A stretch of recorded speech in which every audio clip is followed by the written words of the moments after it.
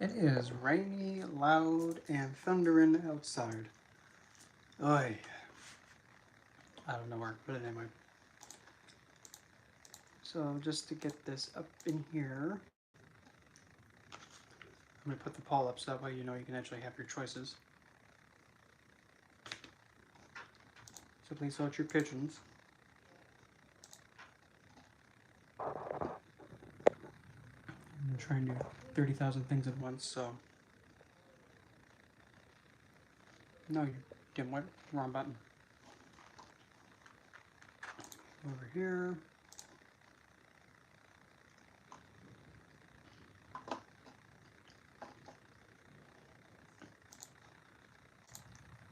I would actually say something, but I was chewing.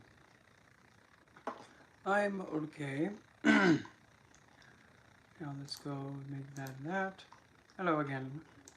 So let me now make this thing behave. Okay, we're gonna go here. So then let the poll commence. Hopefully this thing will use its head. Yeah, scooch this over.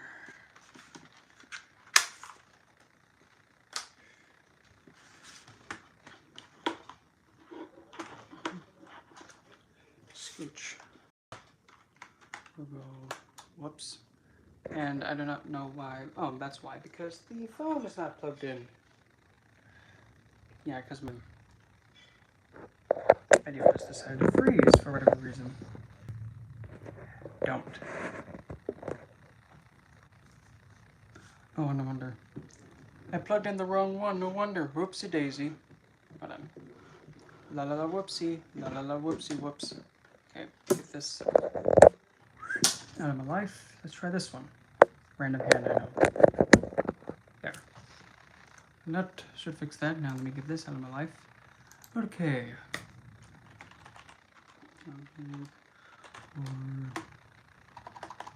We'll just go like this.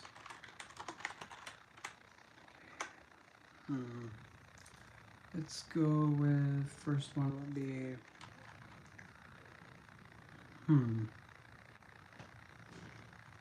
let's go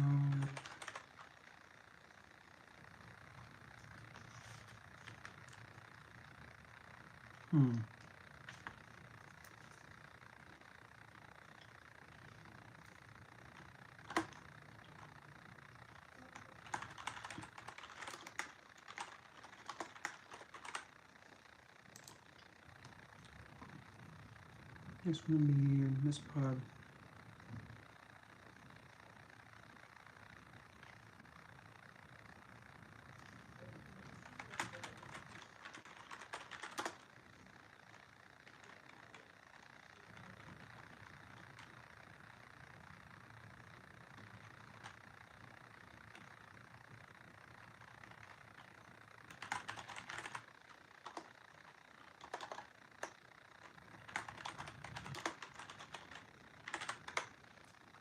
One of these.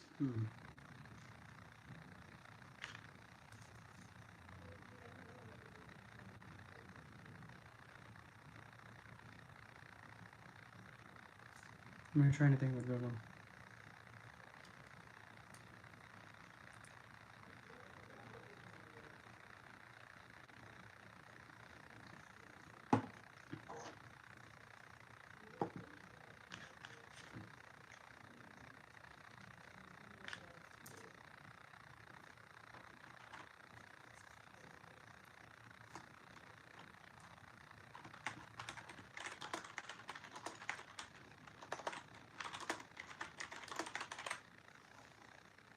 Okay, there we go.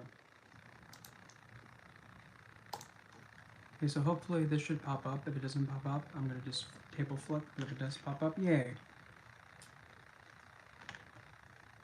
Anyway. Hopefully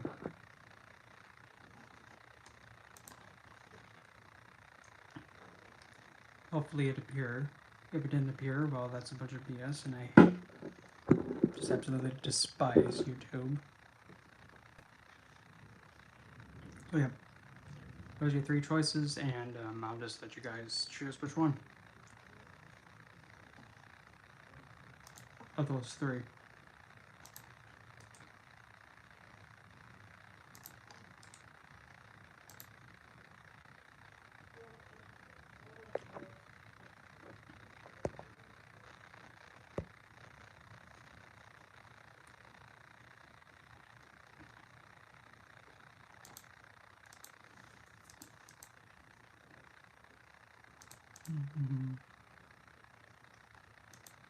Yeah, we got a split down. So far we have Anamasola with one, and then bamboozling other people's workings.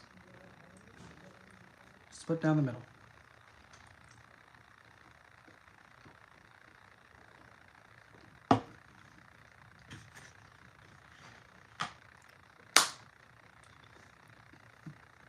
And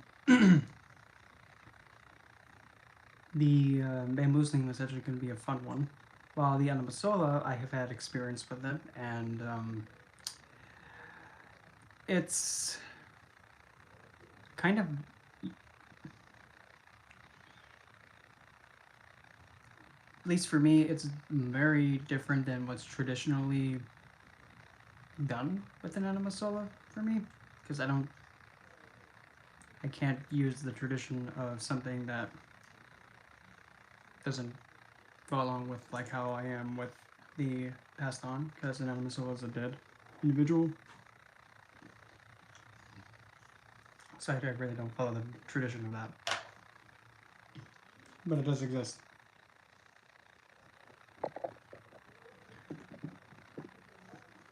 Just okay. I guess follow the cord. There we go.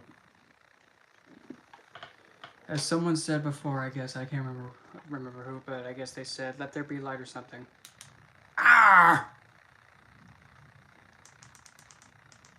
Not that bright. Good Lord, Lanta. Oh my God. Never again, please. Never again. Oh my gosh. No, I really can't see straight. Nope. Yeah, no, punny joke intended.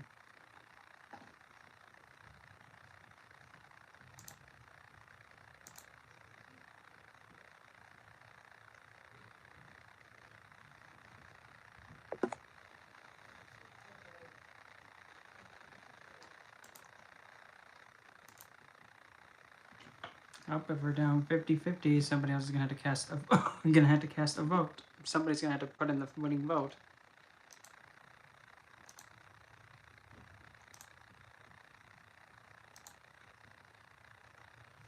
And if there's nobody with casting the winning vote, well then.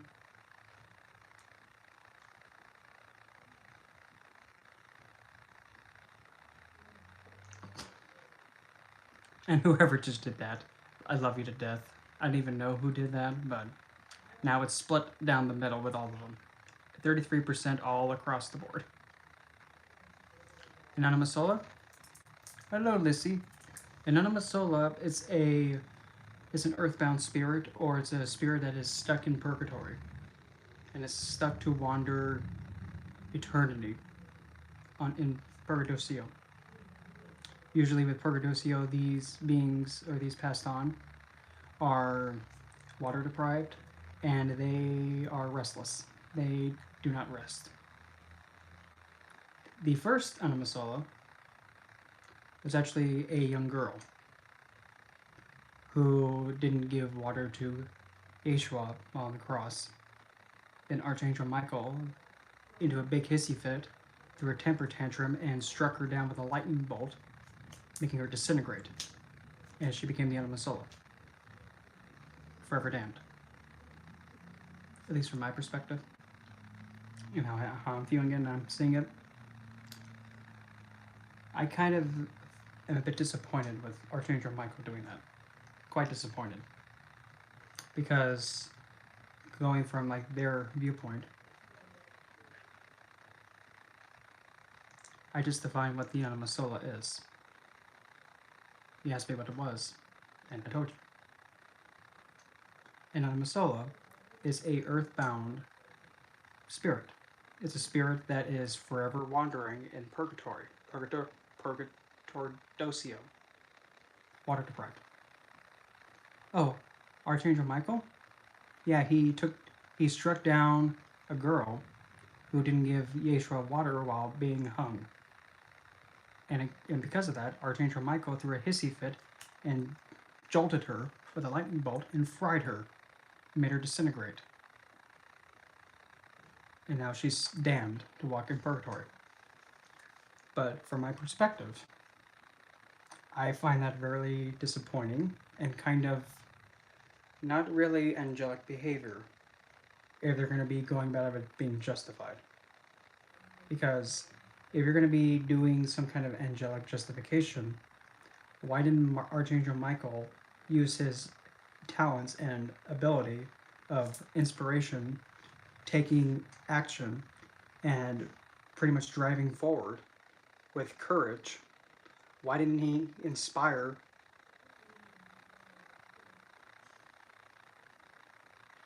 Well, that's what's been noted. That's what's been noted. But nonetheless, if Archangel Michael instead inspired the girl in the face of being excommunicated by the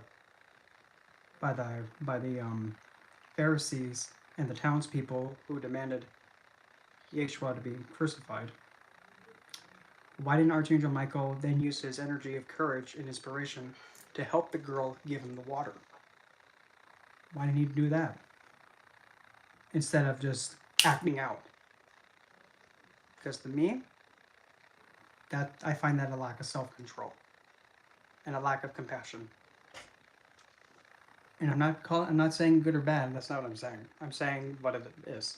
It is what it is. It's not good or bad. That's just what happened.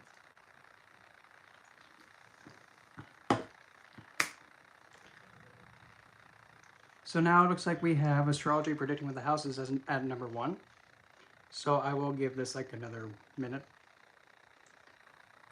And coming from the perspective of working with Norse goddess Hel, who is extremely freaking strict with the dead. Like, she is strict. At least how I was pretty much taught by her. If you're going to be working with any of the dead, you ask me first. Meaning her.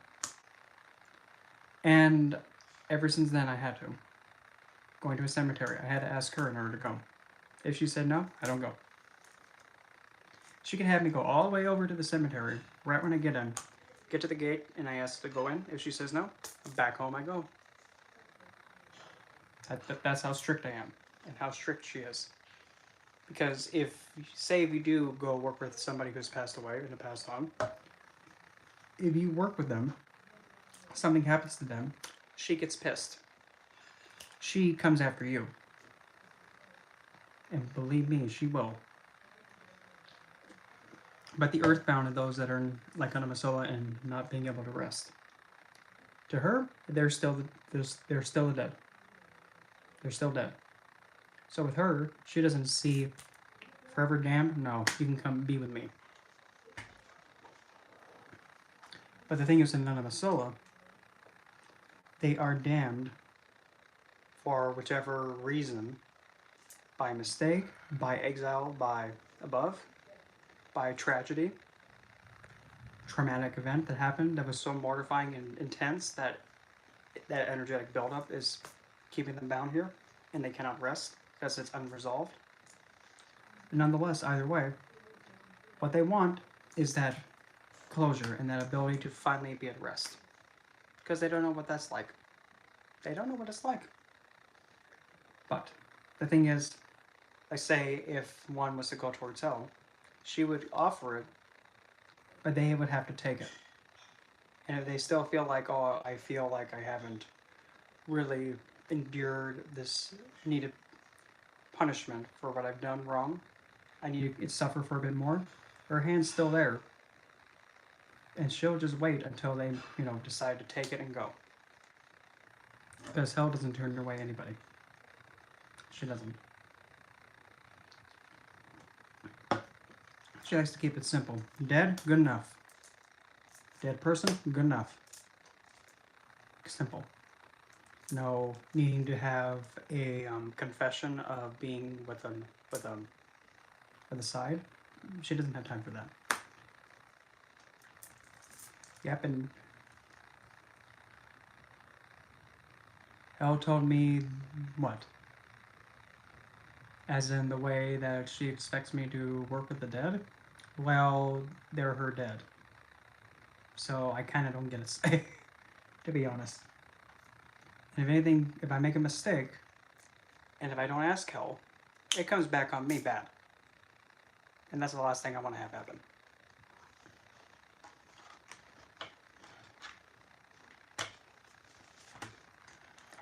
No, that's actually documented by Christian sources and tales yielding from the church.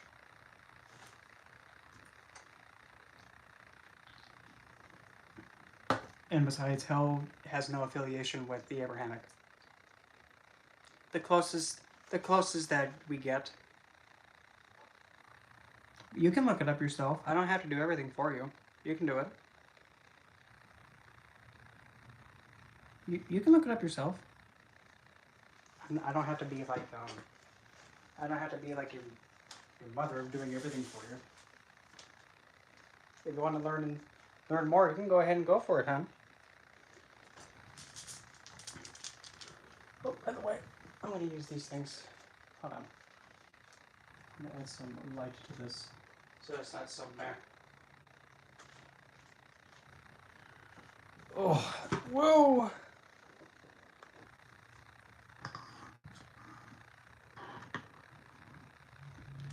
Well, the thing is, to be honest, if somebody is like choosing to be intoxicated, regardless of what it is what it is. Using anything like that does not have anything to do with somebody's character. It's a vice. Just like alcohol is a vice, gambling's a vice. Even reading higher knowledge can be a vice. Anything can be a vice. I know, it's lavender. Whoops. So anyway, let's see, what color we got? Red. Well, that'd be better even though this was a little bit brighter. Nope, brighter. There we go. Maybe if I do this. Come on. This bloody thing. So it looks like predicting with the houses of astrology looks like yep, that one's the winner. Okie dokie, artichoke. So this is actually one of the things I love to do. Oh, the lights didn't really. Well, there's a green one. Like, yeah, I'm doing well.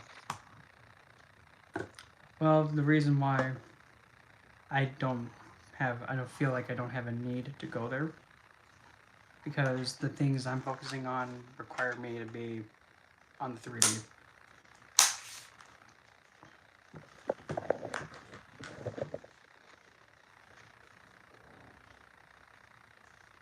Okay, so crap, I just forgot I was gonna do. Oh, so of course, yeah, I've been doing well. To see, so still the houses win. Because how long is that bulb in there? Is it gonna? Okay, 7. Hello, Jay. Let's start this thing. Okay. Astrology predictions with only the houses. Okay, splendito, and this is also going to include reading every lugna too as a sign. And before I start, no, Ophiuchus cannot be a lugna sign. Ophiuchus does not exist, and it will not exist in the astrological belt. If anybody wants to take a stab and take a debate about that, I'll be more than happy to disprove it and tell NASA to take their foot and stick it in their mouth, because no, they don't know what they're talking about trying to put that in there. And even then too, that's also going to be arguing with mathematics. So let me get this open and let me grab a test chart. Hopefully.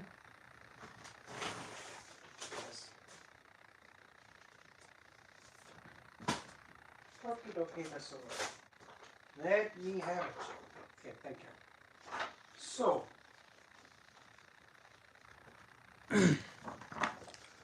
if you happen to have anything that you can look at, like a chart like this, a diamond chart or a wheel chart that's using equal houses or whole signs, please don't use Platycus because it's going to make a big hot mess. The calculations are going to be wrong.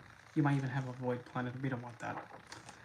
And I'll just then take it from there. So, in astrology, there's a total of 12 houses. 12 signs, 12 houses. And each house is 30 degrees long. Each sign is 30 degrees long. Making a grand total of 12 times 30 is 360. Full circle. And here's one part of, crippling and, taking out Opinicus.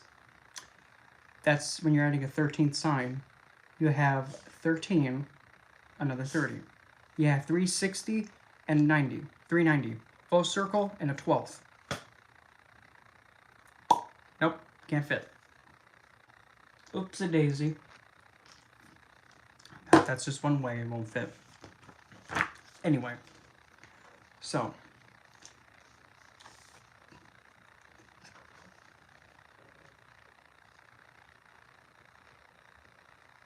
22 and 18 degrees, well, it depends on what sign it is. Because each sign has a nakshatra point. And each nakshatra point is assigned a pada number, which is also 1 is fire, 2 is earth, 3 is air, and 4 is water. Depending on what pada it is, it'll have the element association plus the zodiac sign of the... To best put it, the way that a sign goes is, excuse me. You have, for example, Aries. The first nakshatra is Ashwini, owned by Ketu. But you have Aries, Ketu, Aries. See? So then the second pada of Ashwini would be Aries, Mars, Ketu, Taurus. See? Then the third pada, Aries, Ketu, Gemini. And so on. But when you get to the next sign, like the next nakshatra burning, it goes Leo, no, it goes Aries, Venus. I'm like trying to sneeze and it's not coming out. It's making me mad. Aries, Venus, Leo. Aries, Venus, Virgo. Aries, Venus, Libra. Aries, Venus, Scorpio. See how it kind of connects and flows just like that? Yeah. But the nakshatra owners are kind of a bit... There's like a set thing that they... Because it goes Ketu, Venus, Sun, Moon. I swear, this thing's going to make me go mad. Mars, Jupiter, Shani, then Mercury. Actually, hold that note. Now it goes. I forgot Rahu. Oopsie daisy. And Rahu is only in the air nakshatra, so. Okay. Take it from the top again. Ketu, Venus, Surya, Sun, Moon, Mars,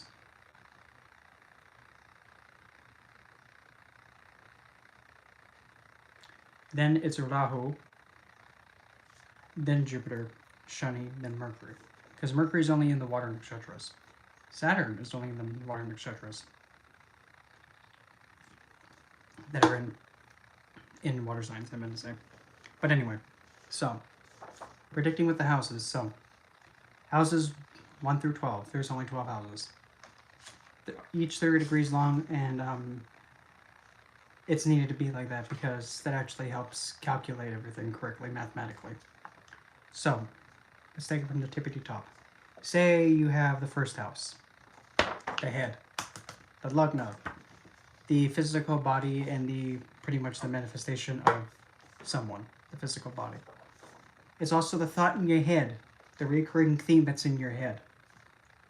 For example, we'll put me on the spot. I have a Aquarius Lugna with an Aquarius moon point blank on top of it, in pretty much the same nakshatra of Sapashaka. And right behind moon by about 4 degrees is a drunk Saturn in the same nakshatra as her and the Lugna. Yeah. So, the reoccurring theme, just getting to the gist of it, pretty much the reoccurring thought in my head involves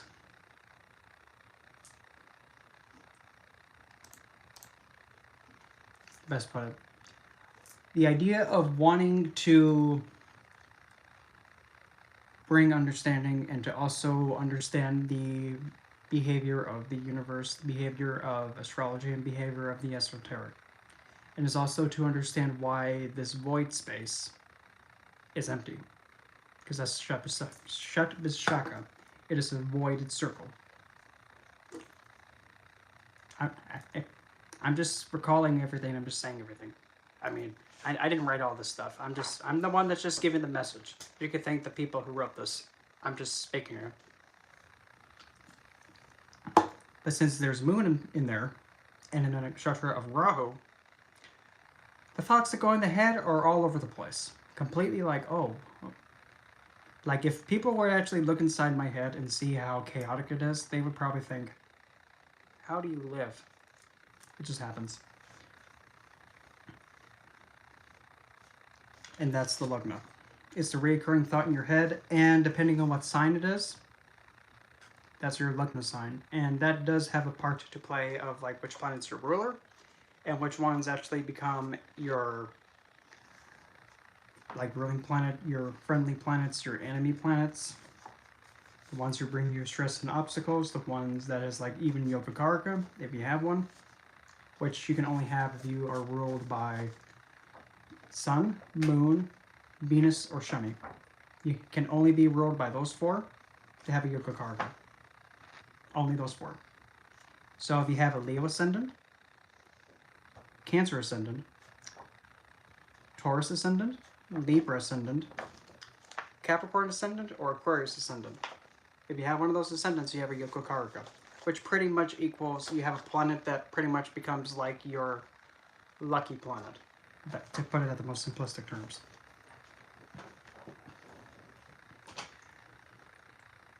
So, the second house. That's your face. Just messed up my hair. And if you want to be even a little bit more technical, it's the way you style your hair. Mars. Leo and Cancer have Mars.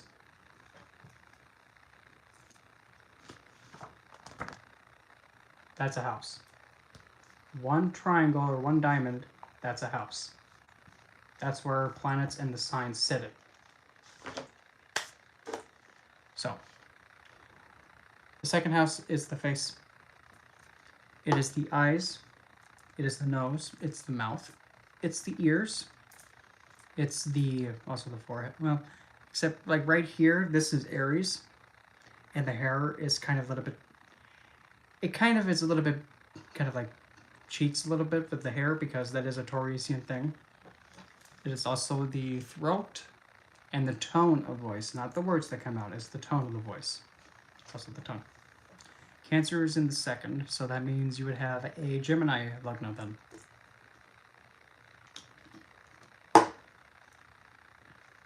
It's funny. It's funny because this chart actually has a Gemini Lugna too. Go figure. Planned, I know. And the second house, essentially, depending on like what planet rules the second house, essentially the way you like to perceive yourself and the way you like to present yourself, or the way that you like to experience the senses and feel security, is by ensuring that there is nurturing being given. And you're pretty much giving care to those that are needing to have like sustenance. Like for example, if there's somebody who's starving, you won't be able to handle it that well. Mother figure too could actually be somebody who is someone who liked to provide. And by provide, it could be anything as simple as like providing food, providing shelter, providing clothing, providing something to eat, providing security, providing nourishment of any kind, even just providing water. Third house. That is the house of the phalanges, the hands, wrists, arm, both sides, shoulders, ribcage, and the lungs. That has dominion over the words you use, your intelligence, and your, I almost said assets, your skills. And it's a house that is a trick house. Meaning, it will trick you into working with it. But the thing is, as you work with it, over time things get easier and easier and easier. Well, for an example, here's a good example. Like say if I never picked one of these things up before and I never spun them before, and I want to learn how to use them. Well, since I don't know how to use them, hello Angela. In order for me to, understand how to use these things, I need to put some time and effort into understanding and practicing with it. So after some time and getting a feel for the weapon, I'm actually able to work with it now. And this all takes time and effort. That's why it's also the third house is the house of effort. And it's the original house owned by Gemini.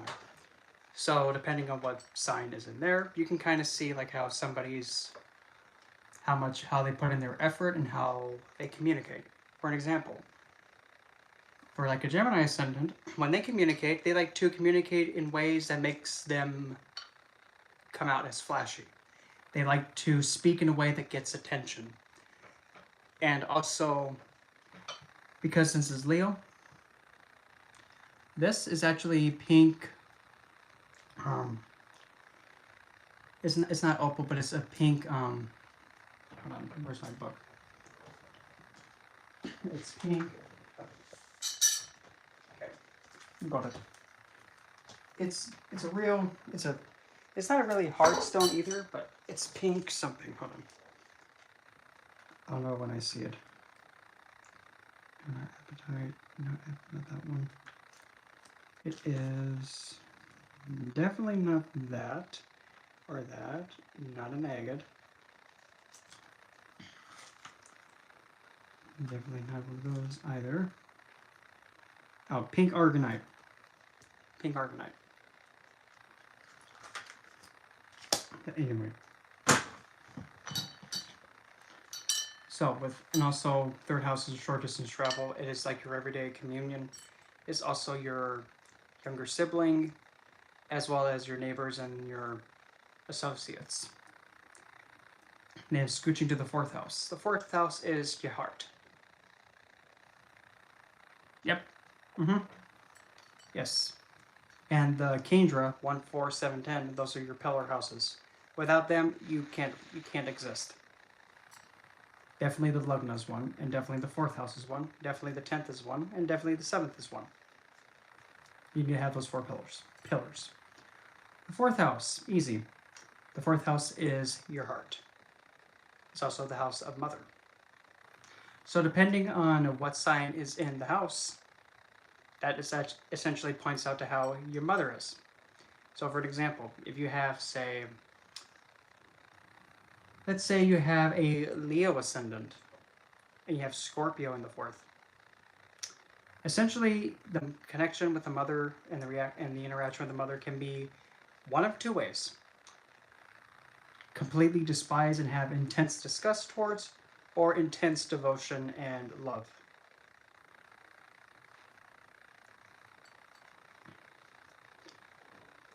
In the fourth house is also the house of conveniency, comfort. It's also one of the moksha houses, meaning that it's a house of liberation. All water signs are signs of liberation, by the way. Fourth house is also where you can see where somebody gets conveniency, what makes them feel happy, secure. And it's also the house of the elementary school age up until the near end of high school.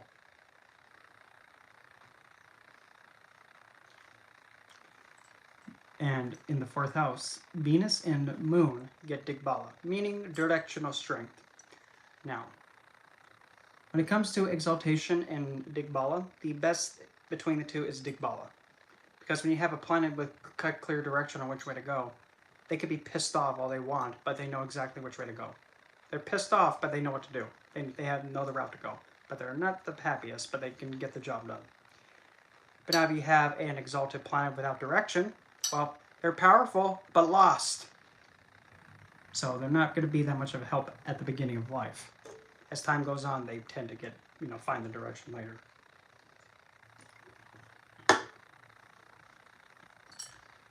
And like I said, the 4th house is the heart. Oh, and I forgot. In the Lagna, when you have Jupiter or Mercury in the 1st house, they get directional strength because you're putting, well, for Mercury, is mundane intelligence into the head. What happens when you put a planet of intelligence in your head? Intelligence. Guru, Jupiter Guru, Bhrispati. You're putting divine wisdom and, wisdom of the divine in your head. That kind of self-explanatory. And also, a lot of people don't acknowledge this. And I haven't seen people acknowledge this. And I mean, I've had a few people kind of even say a funny remark back. But the thing is that, hey, I'm just pointing this out because it seems to be very apparent. Another point of like a planet getting potential Digbala in the 1st is the sun. What happens when you put the sun on the Lagna? You're taking the sun, putting it behind the head. And in a lot of depictions of divine beings or divine figures, they have the sun behind their head. That's the 1st house. That's the Lagna. And what's that symbol represent? Having a sun behind your head? Enlightenment. Don't look at me. I don't write this stuff. That's just how it is. So in the 1st house, having sun there is an exaltation point. Yep, bamboozling is a lot of fun. Especially like when someone's trying to put a curse on you and you become aware of it. You just target the curse and just tell them, nope, I can't accept your curse. You can keep it instead. Nope, I appreciate it. You keep it. No, I insist you can keep it. Thank you, though. So now they're stuck with their curse that they try to throw at you. You reject it and you can't accept it. Hits them back in the head. Because you never had to accept anything that's thrown at you. Good or bad, don't matter. You don't have to accept it. You can let them keep it. Nothing in the rule book that says you can't do it. So, nope, you can keep it. Bamboozled.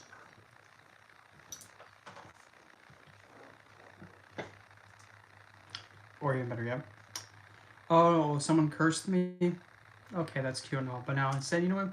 I think, the way this curse is going to affect me, instead of harming me, it's going to make me, expand better and better and better. Because your life, you decide how it goes. Something hits you. Now I'm going to feel better instead. There you go. Bamboozled. That's the power of the mind, if you know how to use it and put it to work. Even man's law is not safe from it. Anyway. 5th house. That is essentially where the diaphragm's at and the navel area. That is the house of Dharma. It's also the house of fun. It's also the house of your children. It is what part of the Dharma triangle? 1, 5, 9. Okay, yeah, can you get your truck vibrator to not make that, harsh of a vibrating, please? I hate it when people play their music like that. Just so obnoxious. Nobody wants to, have a vibrator be going down the street. Can you please just not have the bass turned up that much? Because I don't need to have a vibrator. Thank you, though. And the 5th house is speculative gains. It's fun, entertainment. It is a house of playwright, performing arts. It is also a house of romance and woozy-wooey, because it's the original house of sun. And it's also the house, believe it or not, it is the house of... Let's throw a curveball in here, why don't we? When it comes to the children, it is the... pretty much where the 4th house is. Yeah, your 4th house. That becomes the loss of your mother. Actually, never mind. Whoopsie. The cake was a lie with that one. Your fifth house, the house, but actually no, that was correct. Your fifth house, behind the house is the fourth.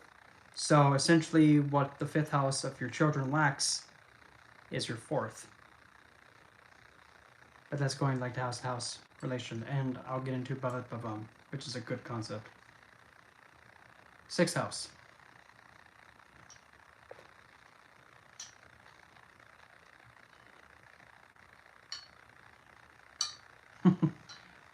The sixth house is the house of your enemies. It is the first of the supposedly deemed malefic houses. I like to call it a cruel house instead, because it's a house that's cruel, and you have to endure it. It's the house of Paratikardama, meaning it's your routinely daily service, and essentially the things you encounter on the daily. So, say for example, you have, let's put Cancer in there. Essentially, your everyday interactions has to involve caretaking to someone, providing nourishment for someone, protecting someone, and providing care for someone. And since the sign of Mother is in the sixth house now, the sign of Cancer, that too has a effect on it. Meaning, somebody that has a Aquarius ascendant, they might have a mother who has endured a lot of hardship, and also may risk having the mother be an obstacle or an enemy. It is what it is. But I can say, at least for me and my mother, I can't see her as an enemy. I don't have the right to.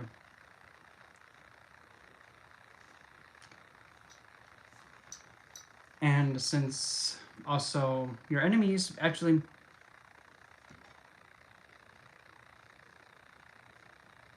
that would actually be for, if you actually want to see that, it would have to involve the 8th house and the 12th, but also involving Venus, Mongol, Mars, and Rahu, and Black Moon Lilith. But specifically with the combinations, I mean that can be few or one in between, because also the sign of Pisces gets involved, because that's actually the house of being intoxicated, and when you're having any kind of interaction like that, you do get intoxicated by lust. Scorpio, well, that's obvious, because pointy thing, yeah, I don't need to go there. Aries, initiative. Taurus, luxury and all that, conveniency, and you know I'm getting that. And also as well, Leo, if you want to make it all like artistic and like a playwright, but not as much. And I think I said Scorpio. Yeah. Those are mainly the signs that may have the most effect of that. 7th house.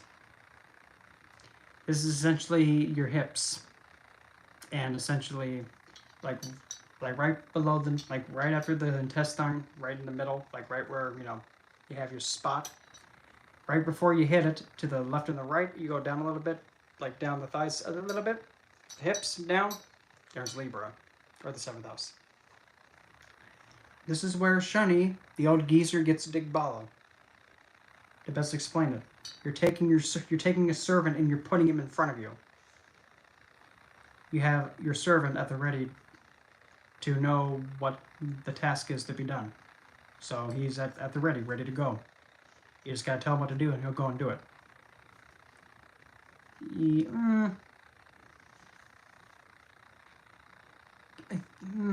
I think it's, yes.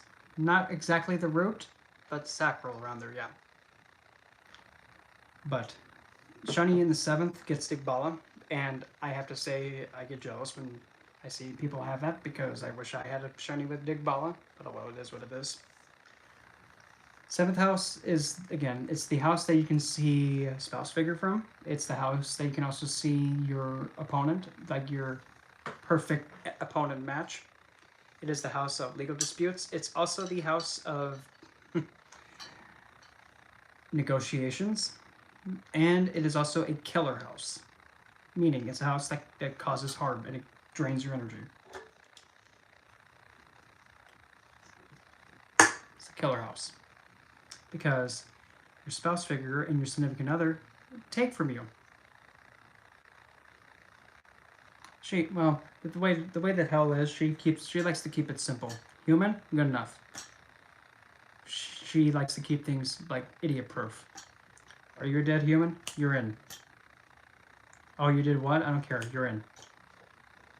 She doesn't have time to like being judgmental and all that to people. She just doesn't have time to do that. And the next house is the 8th house. The 8th house is the house primarily that has dominion over the house of like the law of probability, which states everything and every action and every possible thing that can happen has a percentage chance of happening. Everything from essentially the power going out right now to literally out of nowhere an anvil landing right on top of my head. Just out of nowhere. And then out of nowhere a walrus just, comes through my door and just comes up and slaps me. Law of probability. Everything has a percentage chance of happening. That's the 8th house. It comes out of nowhere. It's like the house that has dominion over Final Fantasy battles, and they happen randomly. They come out of nowhere. Just walking by your business and your screen shatters, and then you have a battle scene happen. That's the 8th house. House of surgeries. It is the house of sudden gains, deception. Well, as a comparison, but I mean, I used to play Final Fantasy X and X-2. And with Final Fantasy X, I'm not gonna, I mean, to be completely honest, I don't care what anybody says, Lulu was my favorite character. Not because, she was the Black Mage, but because of all the characters I have seen and noticed. Well, X-2, believe it or not, was actually my favorite one. And I remember back in the day actually having Catnip, Gunner with 1 HP, one-shot everything by Trigger Happy. And then it got nerfed. Whatever. But the reason why I love Lulu in Final Fantasy X, and I've noticed this too, out of all the characters, well then again, depends. Just because something's more feminine doesn't mean it's bad. In fact, it was actually kind of clever how they actually did it, to be completely honest. The remaster edition, well, having the international put into it, well, let's just say I kind of abused the psychic abilities too much. Immune to damage, immune to status effects, and immune to anything. Immune, no damage. And then just literally walk over everything. But with Lily, though, the reason why I love her so much, out of all the characters in Final Fantasy X, she seemed to have the common sense to get out of the way of everything. The only one. Oh, you're going to hit me? Whiff it.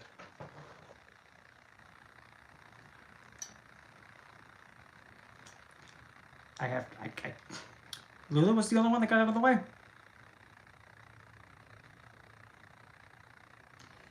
Well, it depends what you're meaning by superficial.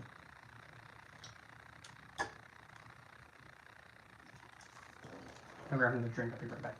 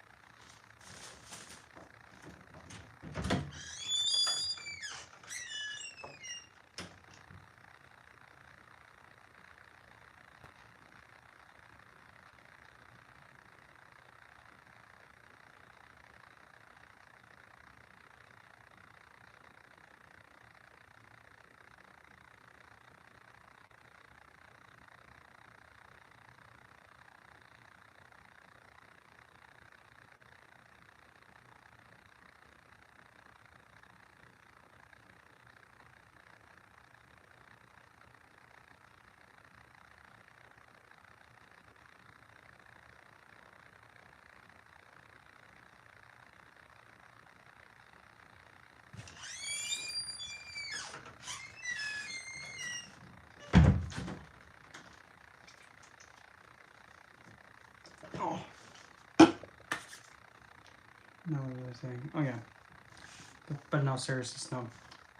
For some reason, for me, when I had Lulu, in the battlefield, whenever something tried to hit her, she always got out of the way. She always dodged. Everybody else, okay. With her, nope. She's Only the one that had the common sense to get out of the way.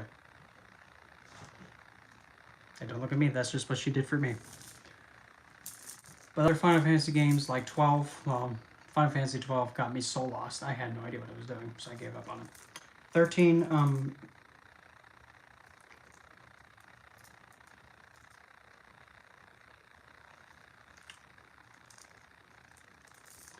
well, but the beautiful thing, too, between those two is that it doesn't have to be between them. Just because the ending shows them, you can actually have it be between Riku and Titus. You can have it be between Riku and... Oh, wait. Between Titus and Lulu. I don't think it was wasted potential. I think it did the job well. And it was cutesy at it too. So, I mean, I'm going to give that one a big pass. A lot of people didn't like it, but I mean, again, I'm not other people, so meh with it. And yes, 10-2 was much harder than 10. Much harder. And by the way, the summon from Seymour, Anima, his mother. There's Anima Sola, by the way. Anima from Final Fantasy X is Anima Sola. The same thing. That's what it's based off of, the Anima Sola. And I know that was unexpected, but that's true.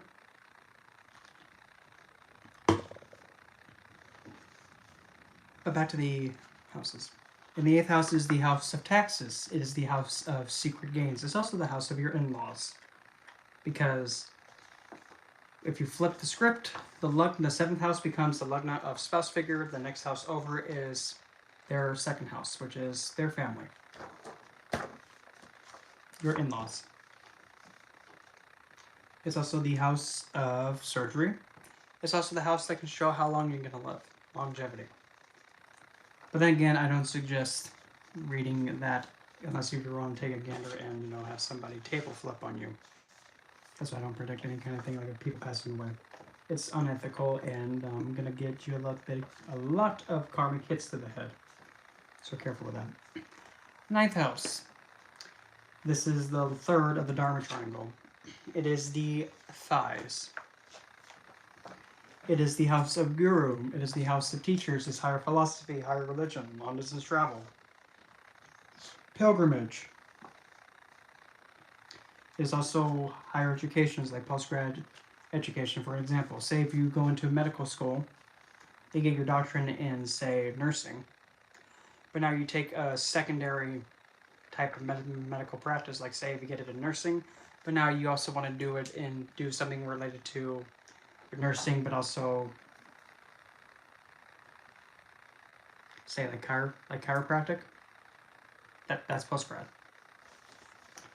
But anyway, it is also the house of actually teaching the things from the 8th house, which is also those yogis who teach astrology. You'll find them in the 8th and the 9th.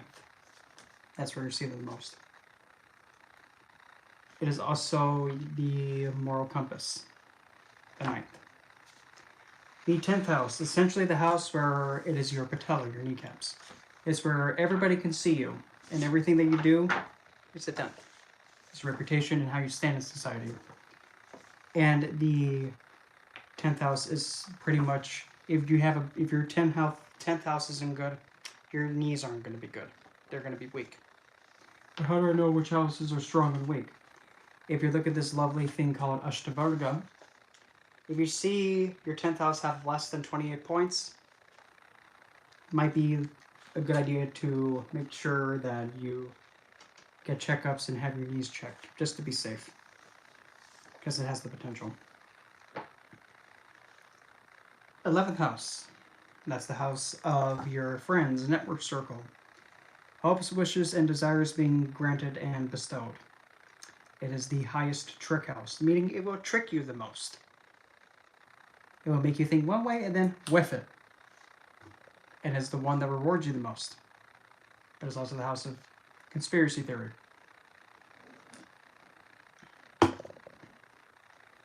It is also your ability to network through not only your land, but also lands of other areas. It is also your ankles. It's your shins to your ankles. The 12th house is your footsies, your feet. It is the house of sleep, the house of the subconscious, the house that is in the other realm. It's also the house of doing the nasty, catch my drift. It also represents jails, asylums, being secluded, ashrams. And it's also where you have losses, like donations, is where you lose something, you give it away. And it's also where, whenever you're in seclusion, the 12th, this is what happens. So for example, say if you have an Aquarius Lugna with a Capricorn 12th house. If you want your career and status to rise, be in isolation. Be cut off from the world. That's when your career will start to form and everything will be structured for it. As an example. So let's just pick a random Lugna just to put, and then we'll go from there. We'll just see. I saw that. You ain't slick. It's like a misty spirit thing just went right in front of me. I'm like, oh, cute. Don't do that. Especially when I'm talking. Set. Let's put, So now you're shaking my headphones now. Can you not do that? Stop it. Let's put,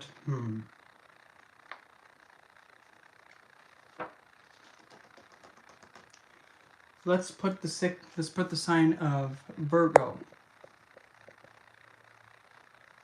Let's put the sign of Virgo in the Lugna, and then we'll take a gander and see how their life is going to be laid out. So a Virgo ascendant as a Lugna. The primary thought in a Virgo ascendant's head. Hypercritical of the self. And always trying to perfect the self. And always trying to purify things. What is it? There's also the sign of the Virgin. So on this person's mind is always trying to find a way to stay pure, well-nutritioned, cared for, and keeping themselves healthy and nutritioned.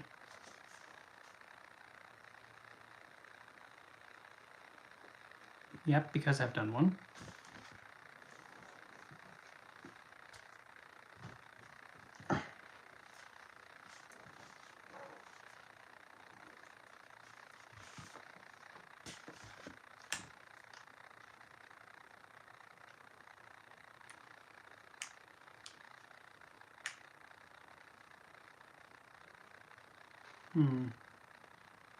I guess it was quick.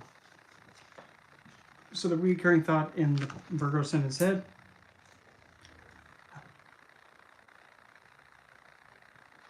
Long term. And it's still in effect.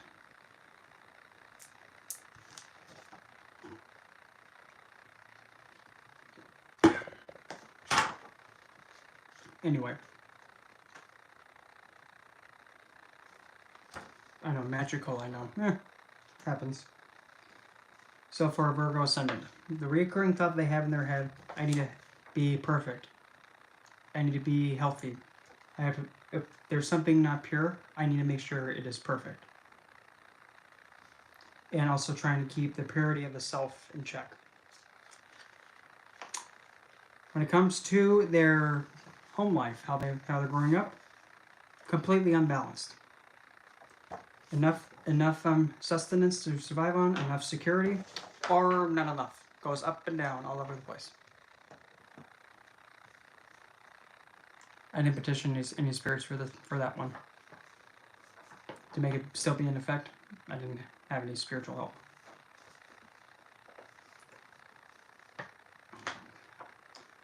Their younger sibling, neighbors, friends, and their skill set. They either have a really intensely close connection with their younger sibling or neighbor, or they detest them. And when they practice a skill, they can either overkill it or they refuse to do it. And the word choice that they use can be piercing, or completely cold, or completely direct. For mother, Mother is seen as an intellectual and a guiding figure. Really intelligent and very philosophical, maybe even religious. The children that they get, if they have any, they're going to be really strict and in line and with discipline. The way they like to have fun is if there's order and structure. They like to plan out their fun activities for a Virgo ascendant. What enemies do they get? The enemies that they get in their daily routine involves,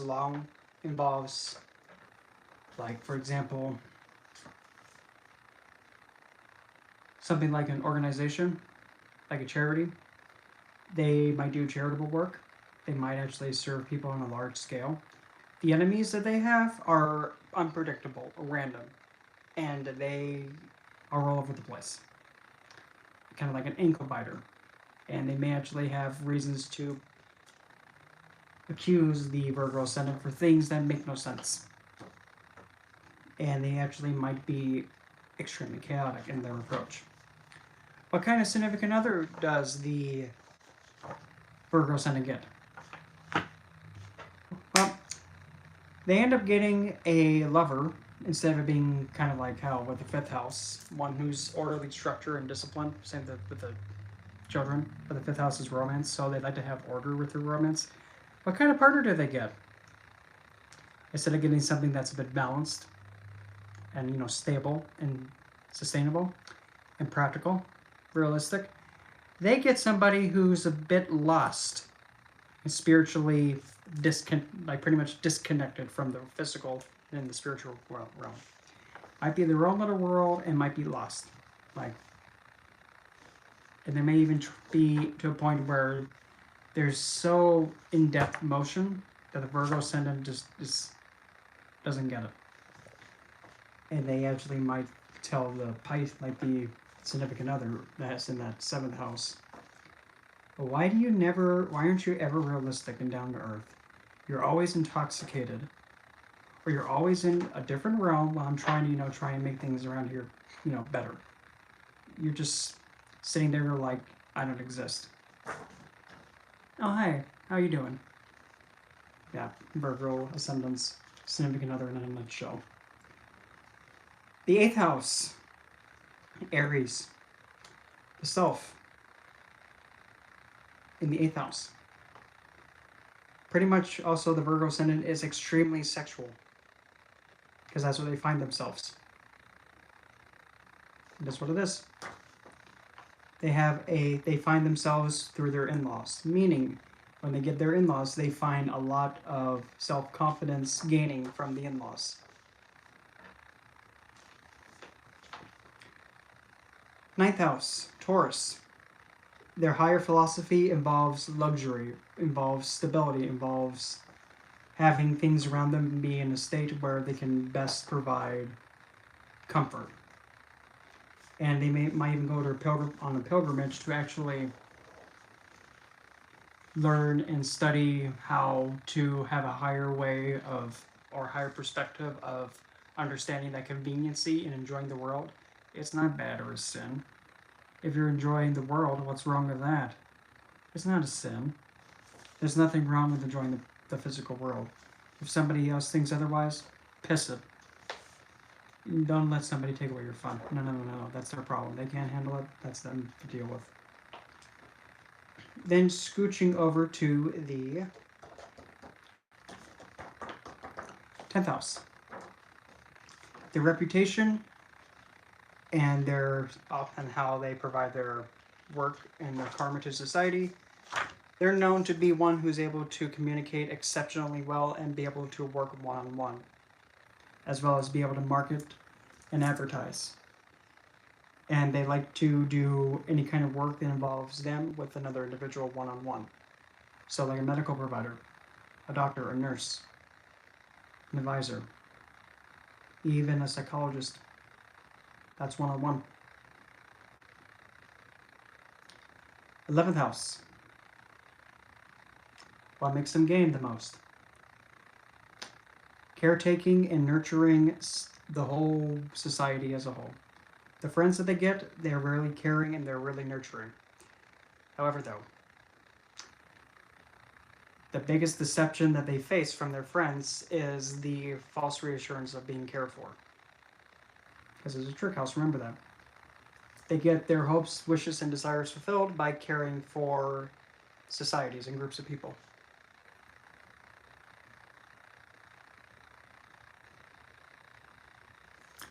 The Black Moon Oracle deck, I have it. I like it. The only issue that I have with it is the card stock is too sticky. And I don't read with it by going like shuffling the whole deck. I take out the planets, the houses, and the signs. And the elements too, to make that pick a stack reading. All the other cards I'm like meh with them. And then last but not least, for Virgo in the 12th. Where do they get the most losses from? Whenever they're in isolation, that's when they get the most creative and they like to be noticed. When they donate, they like to be noticed donating. So if they give something, you better acknowledge that they, gave away something and donated to someone. When they're doing, the nasty, they like to be a bit charismatic about it and a little bit active, like in cheesy, woozy-woo romance ways for it. It actually might be a lot of fun with a Virgo Lugna, because that's the 12th, the 5th, with the Sun of Leo in there. That's the nasty house. So, essentially, when you're predicting with the houses, it's not really that difficult because you can put any sign as the Lugna. If you just remember, okay, the Lugna is the thought that's reoccurring in the head. The second is the face and the sense of security. Third is hands, skills, siblings and neighbors. Fourth is mother, the heart, and sense of security and primary education. Fifth is creative self-expression, children, and also romance. Sixth is enemies, health, everyday routinely things, and also the struggles in life. Seventh, enemies, spouse figure, negotiations, the courthouse. Eighth house, surprise, the nasty and sudden events. Ninth, long distance travel and moral compass and gurus and teachers. 10th, reputation in society and working in society. You right there, piss it. Go. Thank you.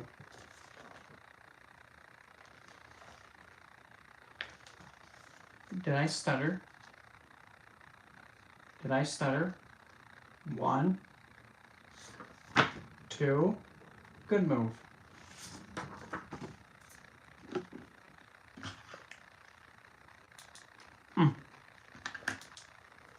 Anyway. The 11th house is the friends, network circle, and standing in pretty much large organization and networking. It's also the angles.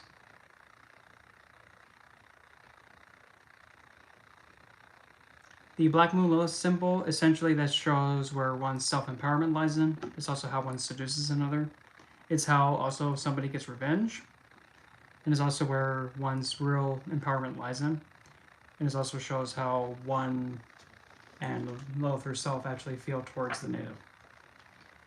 And it's also primarily where you can see how one can seduce, captivate others, but also do occultic means as well. So say if you have Black Moon Lilith in the first house, simply put, they exist, people and beings are drawn to them without them even doing anything. They exist and things just come towards them without even really trying to do anything. And they might even present themselves in a way that's a bit darker and maybe even potentially even more flirtatious, but I mean, let's be real here. If I'm trying to be flirtatious to anybody, they need to have proof of it. They have to actually earn me to even give them that. Because I'm not going to give myself to anybody that's going to waste my time. I mean, if they really want something, prove it. Let's see them. Because it doesn't matter how long you got to wait. If you do, it won't matter. But when you get it, you better take care of it. You lose it, well, oopsie, you failed. Toodaloo. Welcome back. Because the thing I hate the most is my time being wasted. Don't waste my time. Because I can't get that back.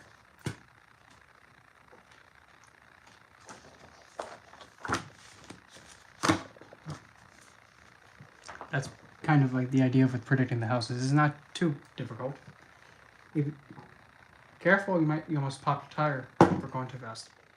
Now I'm gonna address this thing. I know that probably made some people jump, but oh well. Wakey wakey, eggs and some bakey. Let's see, give me this thing. I need definitely not you. I need a squishy tushy, get out of the way. Nope. What's there? Okay, I'll look again. Okay, get out of the way. I'll send him somewhere.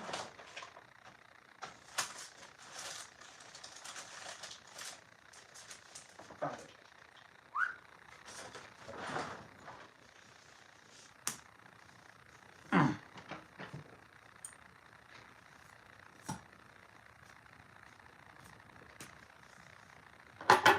I'm gonna need this.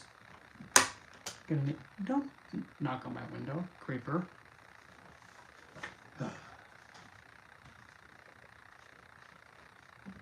Unless they want to actually have me, tell them a joke like, knock, knock.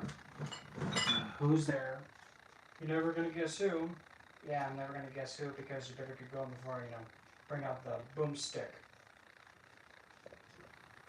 Yeah.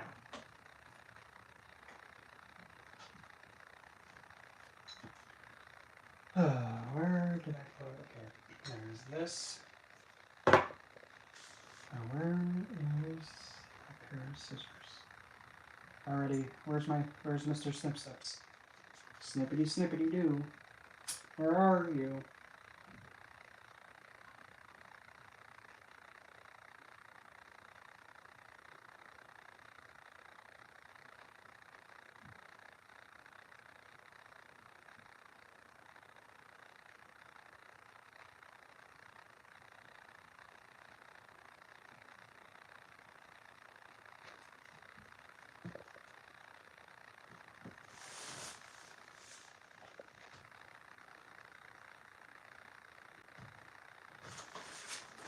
Eesh.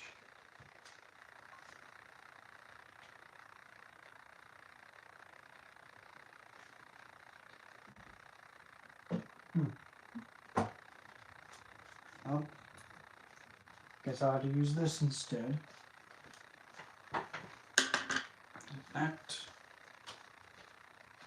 Okay, family jewels over there. I'm gonna move this over here.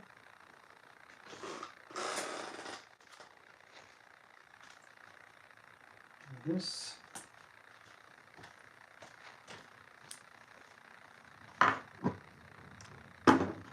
Be careful now, there's a speed limit for a reason, Cupcake.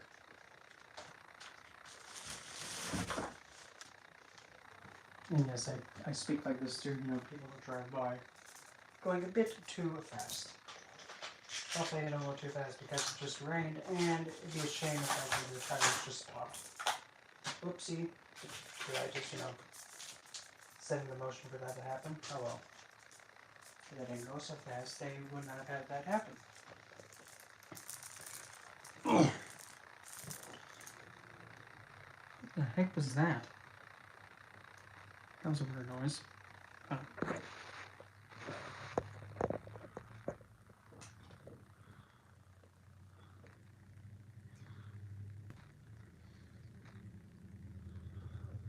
I'm back now. Yeah, I'm gonna get a next necklace song. By saying that like 5,000 times fast. And in case somebody is wanting to know, this is Phenakite. Crap, I just lost it. A Dolomite Jasper, Blue Jade.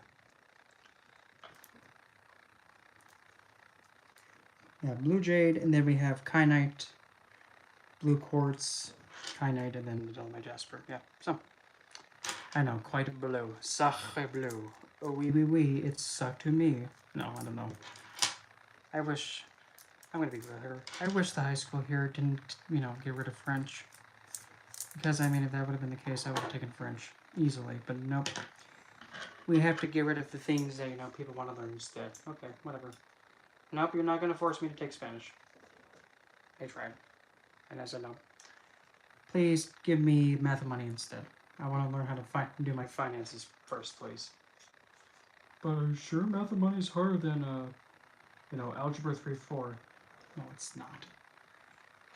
Learning math in order to, balance a checkbook and manage my finances, if that's harder than algebra 3-4, wow, you guys must be nuts.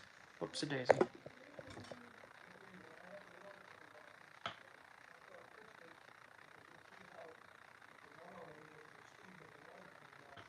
The thing is, Shiny has a planet, believe it or not.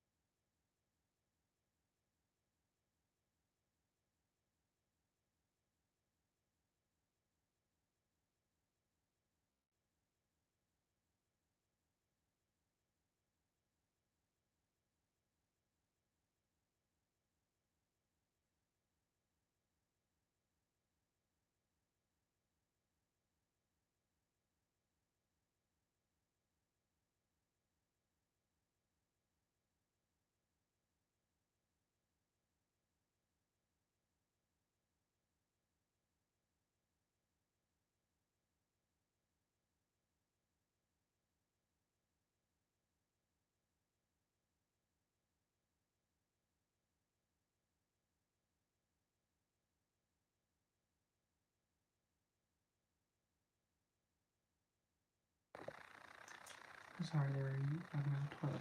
But anyway. And I lost my completely train of thought. Thanks.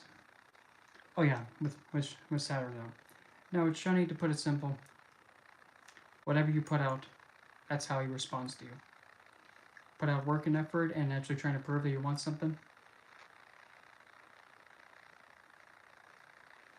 And because I put it on mute. That way you wouldn't have to hear people screaming and yelling about the toilet. So, I lost my train of thought again. Oh well, it'll come back. But anyway, let me get this dressed. Alrighty. Bye, Angela.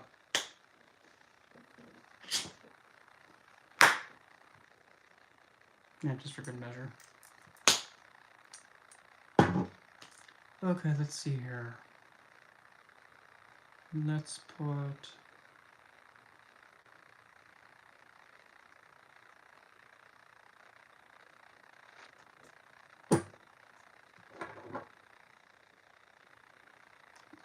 I said in the beginning because I feel I don't have the need to use it right now.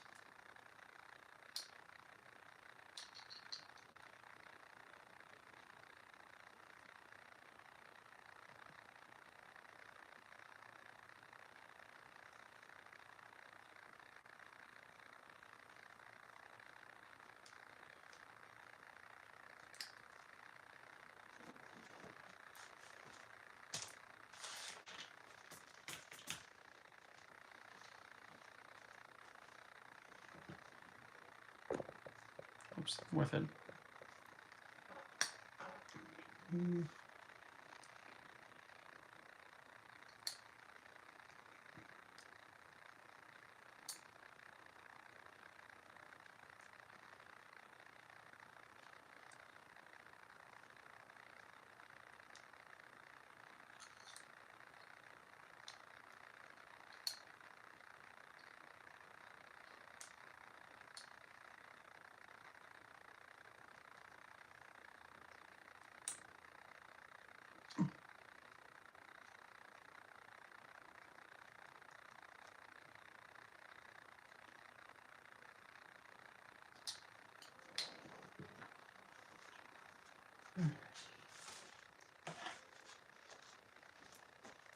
That one.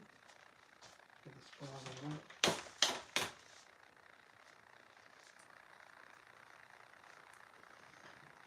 Perfectly whole. Well, you can't really tell because the lighting fail.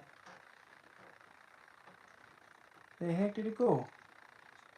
Oh, right in front of my face. Give it to me. Let me have it. Thank you. I know, quite holy. And look at that. But yeah, this thing can get really bright.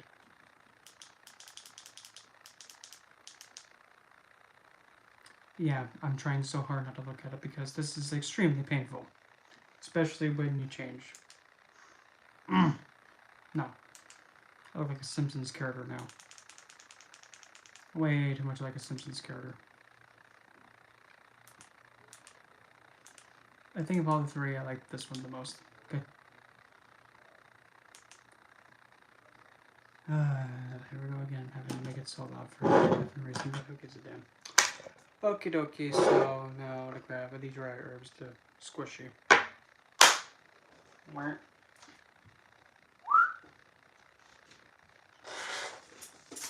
Oh, let's see here. Let's go with the,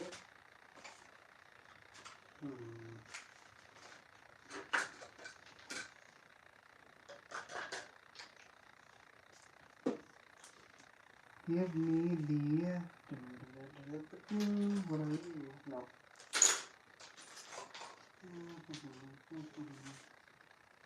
Nor. Next one down, probably.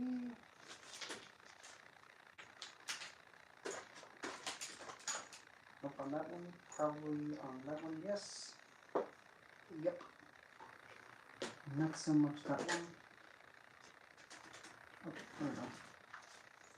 Let me have that one.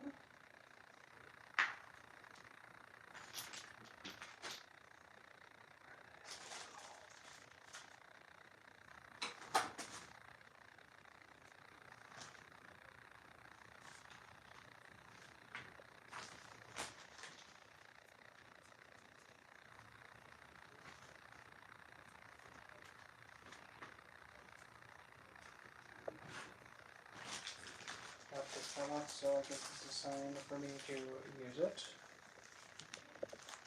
The corny flour.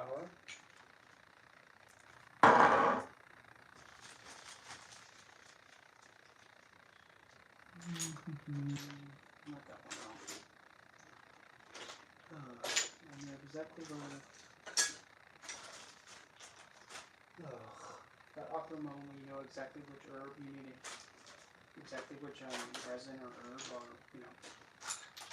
thingy that you're gonna put in your herbal mixture apparatus thingy mobini. Oh, there it is. Speak of the bloody who. Whoopsie daisy, I didn't mean to slap you there.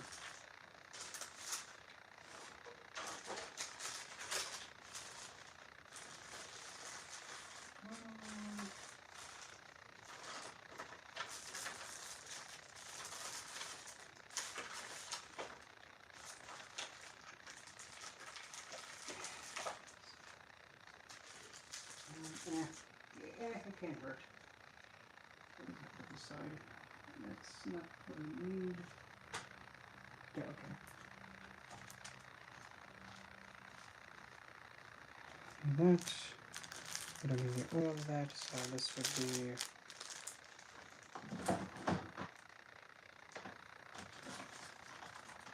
Scoop it away.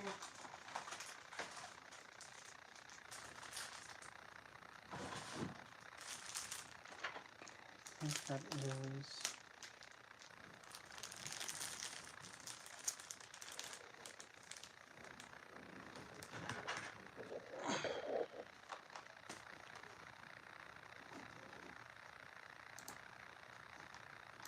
Turn. Oh, never mind. It's back on anyway. Oh, you dimwit. Oh well. See, I believe that is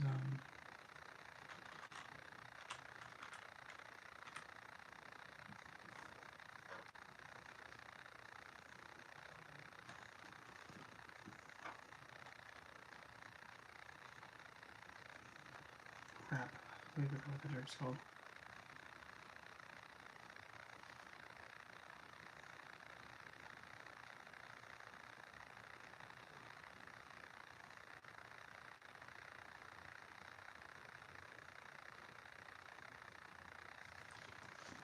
Nope, if I can't remember it, I'm not putting it in, so oopsie doopsie. Whoops.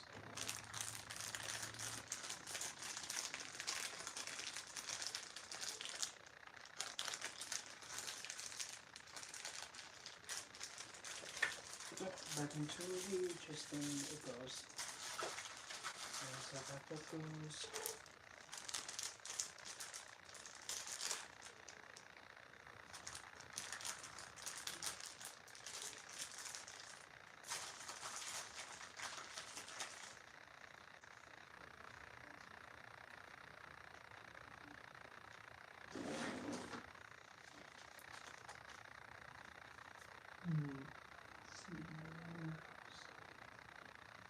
One, two.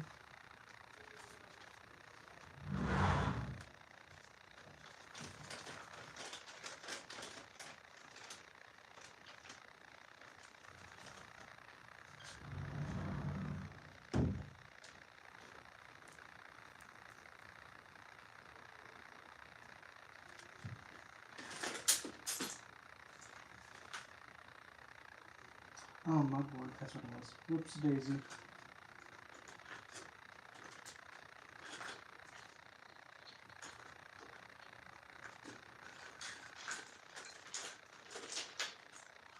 Which problems?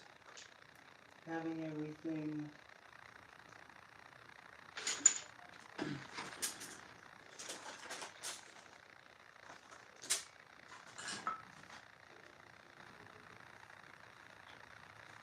That one. And then we could leave any of that. Where is this bloody thing?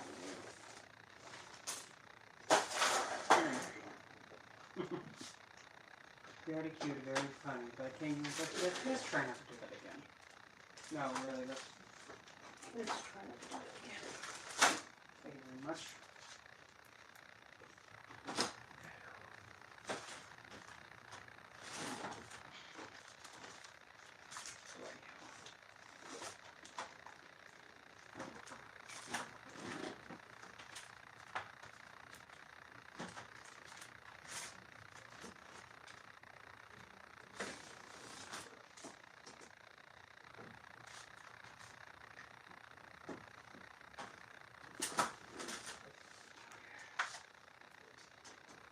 Exactly what I need. Scoochie Tushy. Yes. Okay. Oh, there.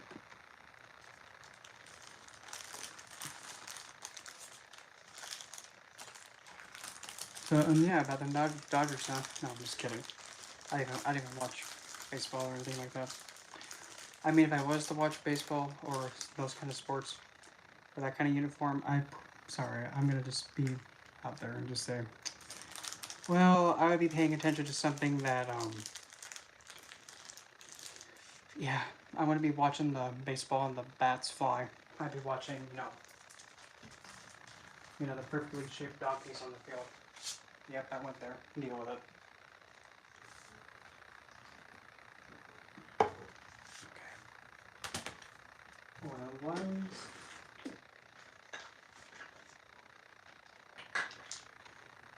Not you.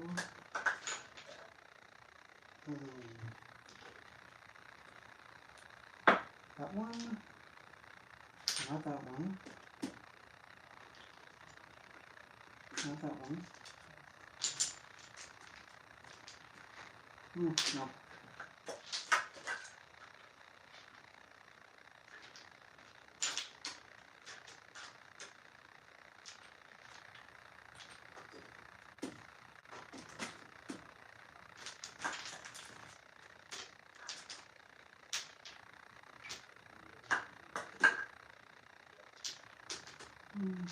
Put them in, done that. Done that. Probably not that one. What's in here?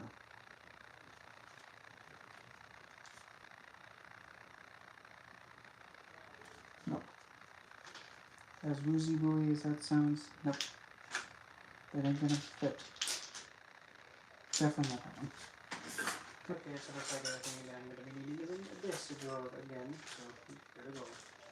Nope, that is a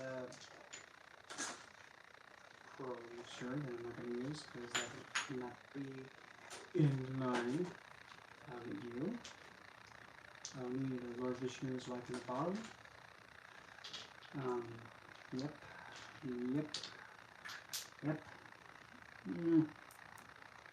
I'll need to have that one on. Go with this all the way. Okay, no. Yep. Nope. Yep.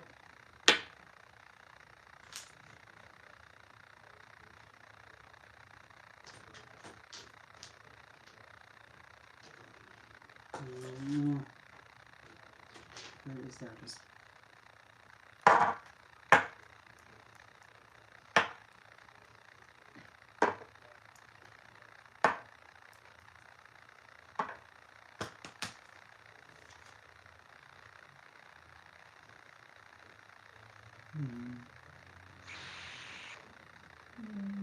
nope, I think that is all right.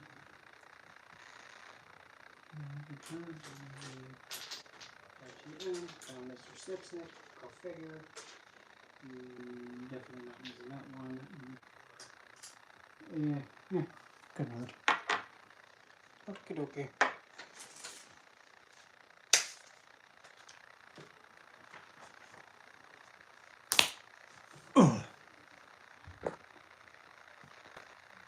What I'm doing is simple. I'm just gathering all the things I'm going to be using for, dressing this thing.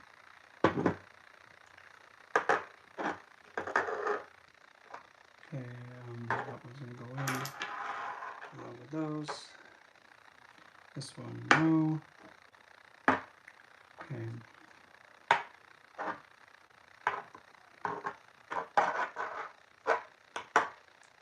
Okay, all the dry is going to go there. Hold on.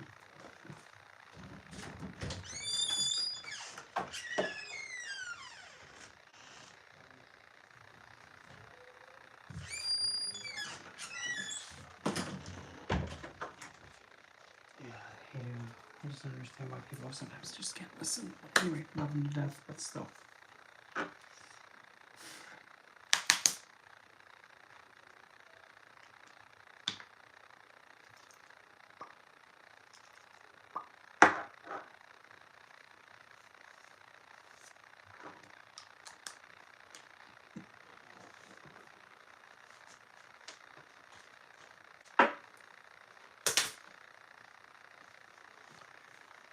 Okie dokie.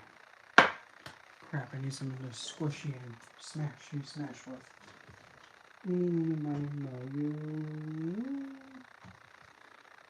Maybe a problem will do.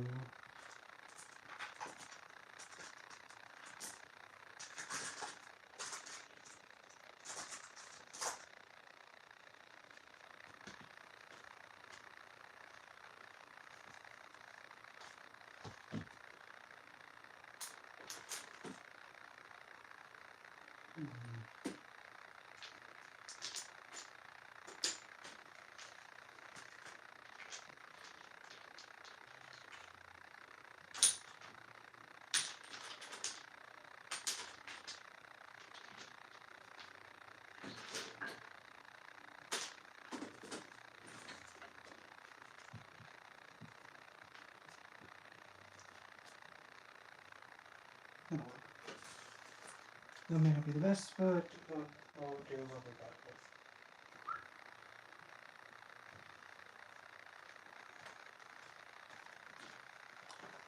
Alrighty. That'll work. To the side with that. Okay, so far I've got rose and lavender.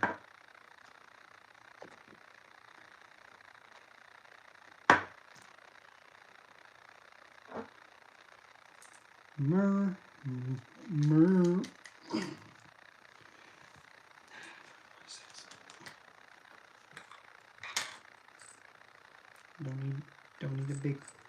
piece, just a little tiny piece.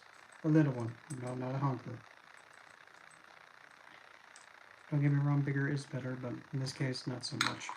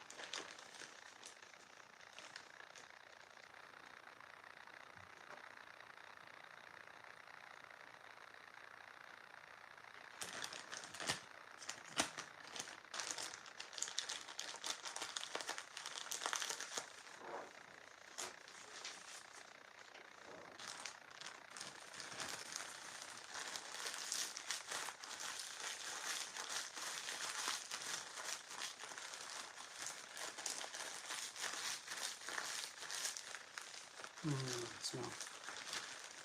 Chamomile, by the way.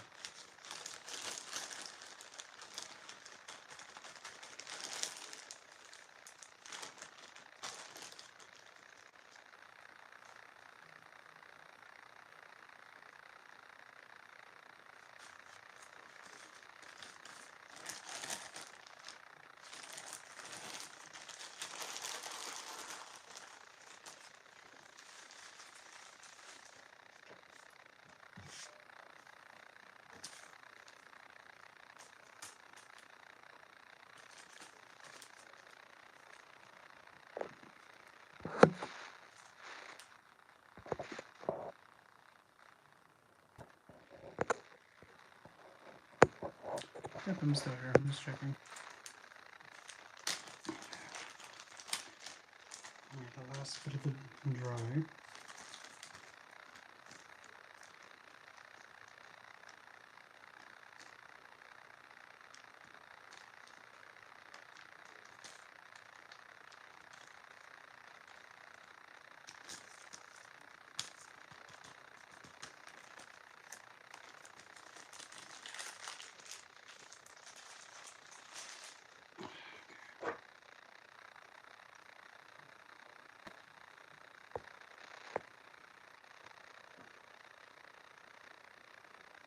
Should I go there or where?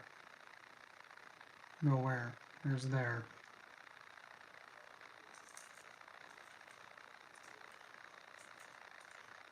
What do you mean by go there?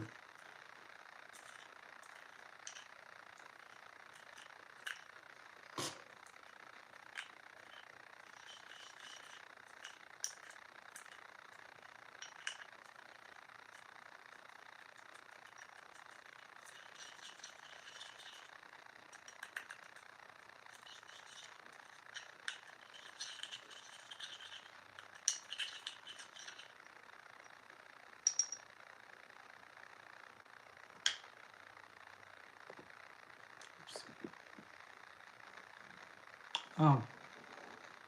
Oh, didn't even mind.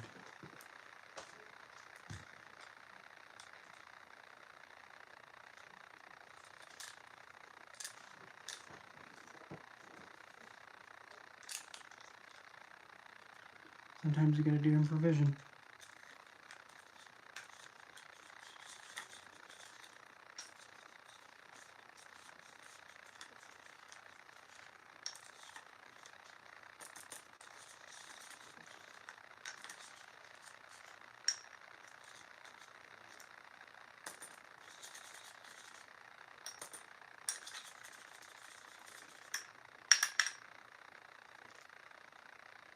Oh, that sounds intoxicating. I think I made a monster. What a mistake.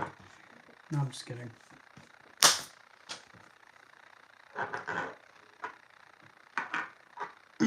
Okay, let's do this then.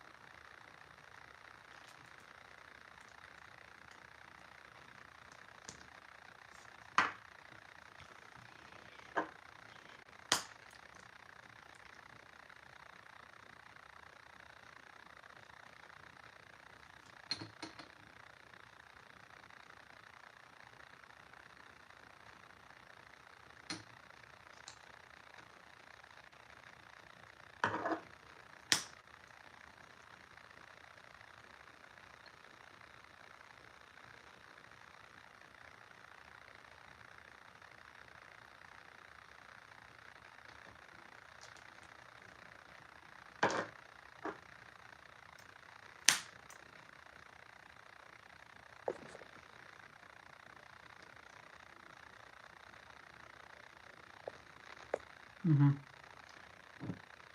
Because I personally really wanted to learn French. And when they were giving a tour to the middle schoolers during the high school, or the high school, when they go into 9th grade, they actually showed that, oh, we have French and here's the room for it. But when, it was time for, my class year to go in there to the high school, they took French out. I was like, okay, well, thanks for having our hopes up high for nothing. Oh well, meh with it.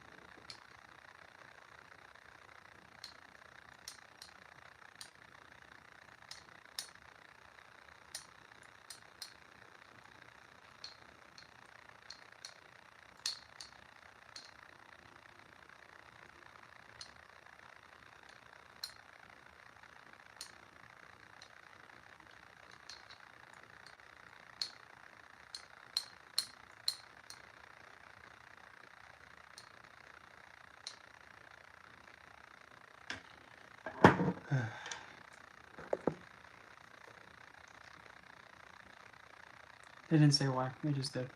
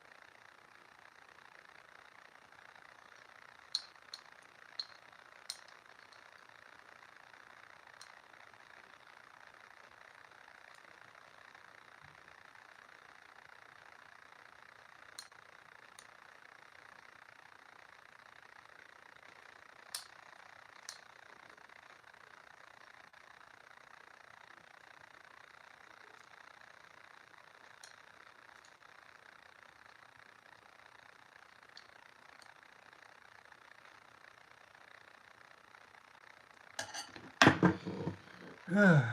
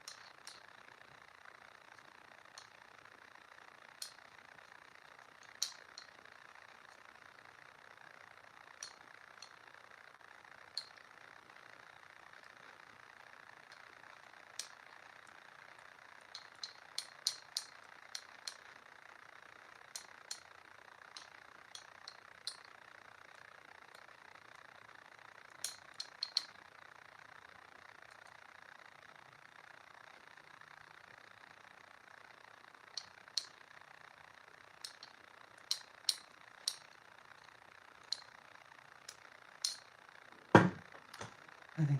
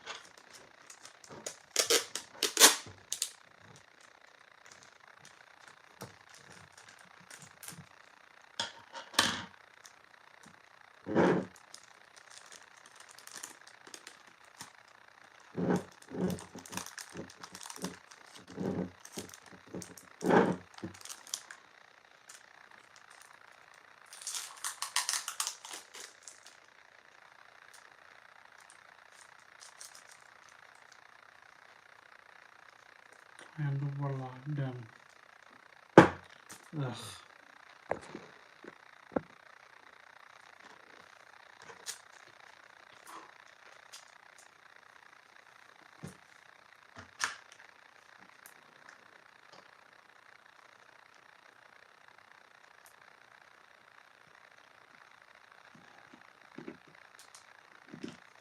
Now I'm gonna take a ruler, get this thing all, rest of it all set up. But anyway, thanks for watching for so long. So.